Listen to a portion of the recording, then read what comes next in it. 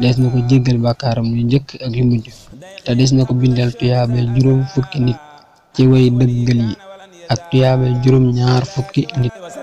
wa barik ala man wahabta li bi jaahihi shahr ramadan haza shakartu bil qalbi ilahi shukra. bismillah barke borom Tuubaa.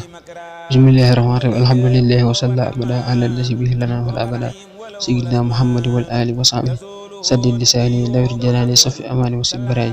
assalaamu aleykum mbokk yi ñuy teewlu fii ci DK TV ñu ngi leen di nuyu di leen siyaara fas yéene dikk ak yéen ci li nga xam ne mooy naafile bis bi. mbokk yi guddik fukkeel ga ci lañu toll. mbokk yi guddik fukkeel ga ku ci julli ñeent rakkan bu ci ne mu jàng ca faatixatu kitab benn, ayatul kursi yi benn yoon, suratul qadri fukki yoon ak ñaar. mu ne ku ci julli ñeent rakkan bu ci ne faatixa benn, ayatul kursi benn yoon. ayatul kursi mooy allahu la ilaha illa huwal hayyul qayyum ba ci wowul aliyyil azim ak suratul qadri fukki yoon ak ñaar.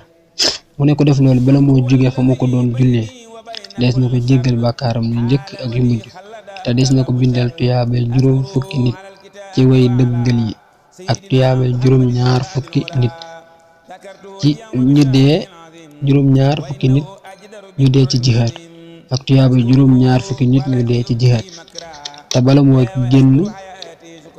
moo génn àdduna dana mos lu bokk ci meññiti àjjana te des na ko ràmmuloo juróom ñaar fukki nit ñoo xam ne sawara yey na leen. loolu mooy ngëneelal julli gi. kon ñi nga xam ne ñooy topp naafila kaamil bi tey incha allahu taala ñi nga war a dale waxaala arkabu fiha bismillah mujriha mooy nisifus wa ma min daabatin su mujj si fa lañ war a dalee ba ci jeexalukaayu wama ubarri'u